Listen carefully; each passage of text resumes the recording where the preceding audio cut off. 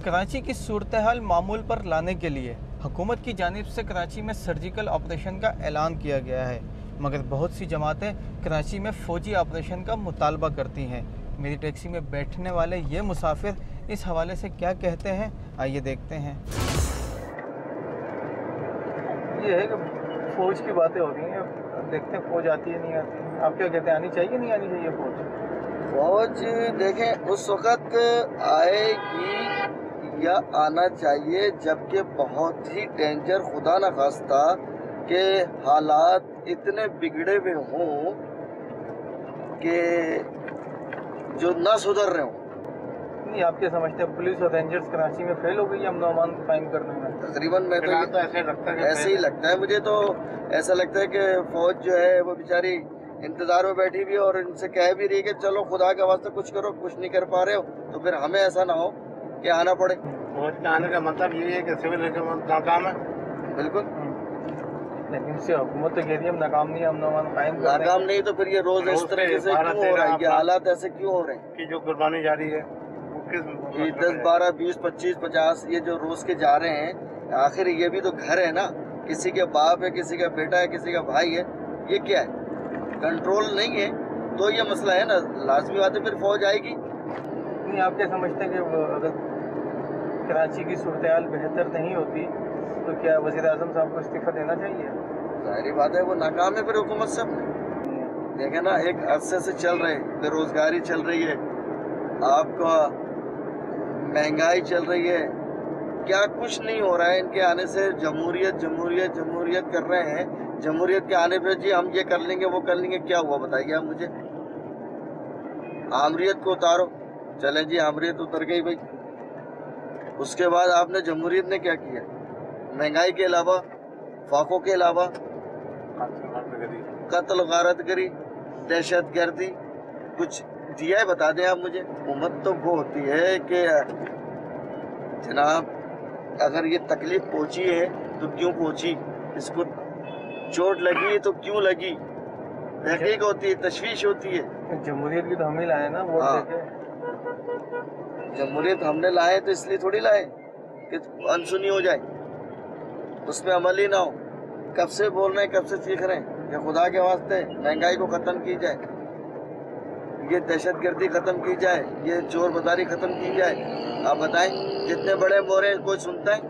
गरीबों की कौन सुनता है? कोई भी नहीं सुनता। कराची में जो हालात ख़राब करते हैं, जो दहशतगर्द हैं या जो शतपसंद अनासिर हैं, आप क्या समझते हैं उनको सियासी जमातों की सपोर्ट हासिल है? बिल्कुल, वरना आप पे जुर्रत है? इम्पॉसिबल। आपके अंदर सपोर्ट है तो आप कुछ कर रहे हैं ना, चल रहे हैं। आप में सपोर्ट नहीं तो आप बोलने की ताकत भी नहीं रखते।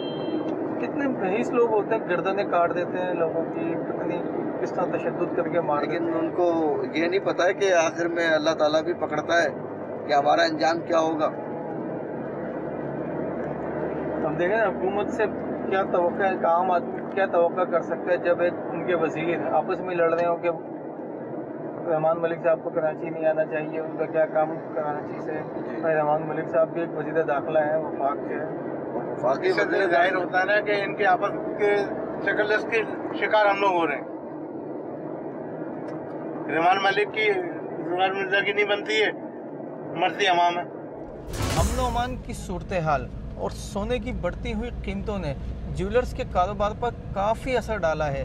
मेरी टैक्सी में सफ़र करने वाले ये ज्वेलर्स इस हवाले से क्या कहते हैं, आइए देखते हैं। ठीक है, सोने के काम करता है? हाँ, छोटी सी दुकान है। गोल्ड के रेट अभी मुसलसल बढ़ रहे हैं, इसकी वजह क्या है पता है आपको? यार एक तो पाकिस्तान का करेंसी का मसला है, डिवैल्यू जारी है, और दूसरा वर्ल्ड क्राइसिस, इंटरनेशनल में बहुत तेज़ी आ गई मार्केट में। मुझे समझ में नहीं आता, पेट्रोल का मसला उसमें हम कह देते हैं वर्ल्ड क्राइसिस आलमी मार्केट, गोल्ड का मसला उसमें हम कह देते हैं वर्ल्ड क्राइसिस आलमी मार्केट। अच्छा, गोल्ड का क्या आलमी मार्केट से ताल्लुक होता है? गोल्ड का तो मेन वही है ना, पेट्रोल है, गोल्ड है, ये सब ऐसी चीज़ें कि इसको कनेक्ट से आलमी उसको उधर क्राइसिस से। अब जंग में है अमेरिका, चारों तरफ जंग चल रही है, तो लाइफ में तो गोल्ड तो शूट हो गई। और फिर जो जितने बड़े ममालिक हैं उन्होंने अपना सारा सरमाया डॉलर से हटा के गोल्ड में रखना शुरू कर दिया है, तो उसके हिसाब से भी थोड़ा सा मतलब तेज़ी आ गई मार्केट में। पाकिस्तान में जो गोल्ड आता है वो बेसिकली कहाँ से आता है? एक तो स्मगलिंग होता होगा, वो तो चले अलग की बात है, लेकिन जो कानूनी तरीके से आता है ऑफिशियली तो दुबई वगैरह से आ जाता है, जिनको ट्रेडिंग लाइसेंस होगा मंगवाने का तो वो लाते हैं, जाता भी है यहाँ से, एक्सपोर्ट भी होता है। अच्छा, हाँ, बने हुए जेवरात वगैरह जाते भी हैं यहाँ से। जेवरात जाते हैं ना? हाँ, और प्योर गोल्ड आता है दुबई से आता है, लेकिन वही ला सकते हैं ना कानूनी तौर पर जिनको लाइसेंस है, हाँ, ड्यूटी पे करके ले जाते हैं। यहाँ पर आम बिलियन मार्केट वगैरह में जगह सेल होता है। आम जो मार्केटों में सेल होता है, जो उसके प्राइस होते हैं वो ओरिजिनल तरीके कानूनी तरीके से जो आता है उसके रेट के मुताबिक होते हैं, या जो स्मगलिंग होकर आता है वो रेट होते हैं? नहीं, ये जो प्राइसेस का ताल्लुक तो फिर इंटरनेशनल है, मतलब तो बाहर के जो प्राइसेस हैं उसी से चलता है। यहाँ पे कॉस्टिंग वाला जो मतलब रेट होगा इंटरनेशनल। अब मिसाल अगर वो बाहर भी मार्केट चल रही है $1750, तो वो हम कैलकुलेट करेंगे पाकिस्तानी रुपीज़ में, तो 57,500-600 रुपये बनती है, तो उसी रेट से चलेगा। ये नहीं है कि बाहर जैसा $1750 चल रही है और यहाँ पर हम इसको 55,000 में नहीं बेच सकेंगे या 60,000 में नहीं बेच सकते, वो सब कनेक्ट बाहर से ही होता है। उनका प्रॉफिट किस तरह होता है? जो बनी हुई जेवरात हैं उनमें ये होता है कि अब जैसे आप मेरे पास बनाने आए सोना कि भाई मुझे एक सेट बनाना है, तो अब वो सेट मैं आपसे लूँगा, वेस्टेज चार्जेस भी लूँगा, मेकिंग भी लूँगा, तो उसके अलावा होगा वो, मतलब जो गोल्ड प्राइस होगा वो तो होगा अपनी जगह पे। अच्छा, वेस्टेज और मेकिंग जो लूँगा ना, उसी में हमारा फिर प्रॉफिट भी होता है। अच्छा, हाँ, हम भारत में या टीवी पे हम देखते हैं कि 10 ग्राम सोने के भाव कितने हो गए जी। मैं तो समझता है कि उस ग्राम की कोई चीज़ होगी तो वो इतने में ही मिलेगी। नहीं, उस ग्राम की इतने में नहीं मिलेगी। जब मिसाल के तो 10 ग्राम की कीमत है 44,000 रुपये, अब वो 10 ग्राम के 44,000 रुपये तो हो गए, उस पर हम प्लस करेंगे 1 ग्राम वेस्टेज लगा देंगे तो 48,800 रुपये हो गए वो।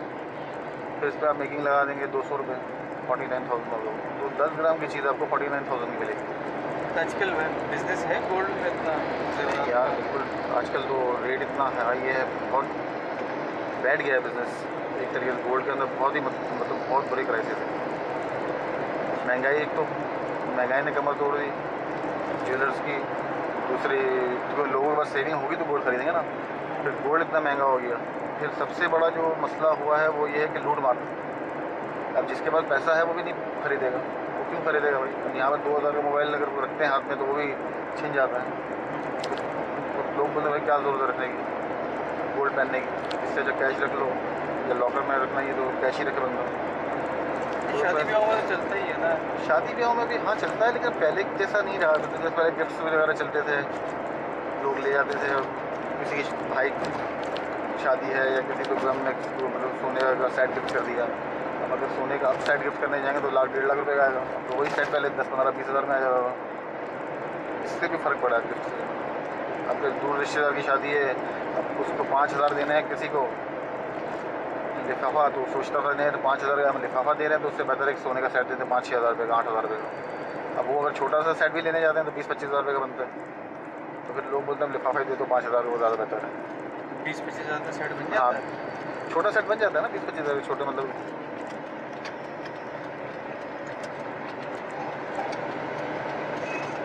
कितना छोटा बनता होगा मेरा गलत? 10 ग्राम का भी नहीं 10 ग्राम का भी काम बनेगा यार, वो तकरीबन होगा 4-4.5 ग्राम का बनता है। आजकल तो काम ऐसा है ना कि वो तो फैला देते हैं, थोड़ा सा नीचे मोती लगा देते हैं, तो बहुत बड़ा सा लगता है, मतलब दिखने में होता छोटा सा ही है।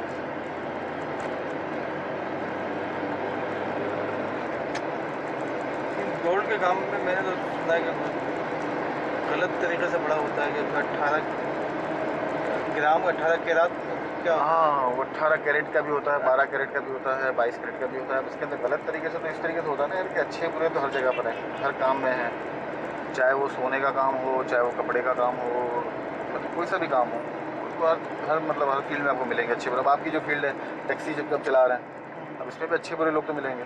बात तो मतलब बिल्कुल सही मतलब प्रॉपर तरीके से चला। मेरी टैक्सी इसी तरह सड़कों पर चलती रहेगी और मैं आम आदमी के ख्यालात और उनके मसाइल इसी तरह जानकर आप तक पहुंचाता रहूंगा। अगर आप हमें कोई तजवीज़ देना चाहते हैं तो आप हमें मेल कर सकते हैं atn@sama.tv पर। इसके साथ ही मुझे और टैक्सी न्यूज़ की टीम को दें इजाज़त। अल्लाह हाफिज़।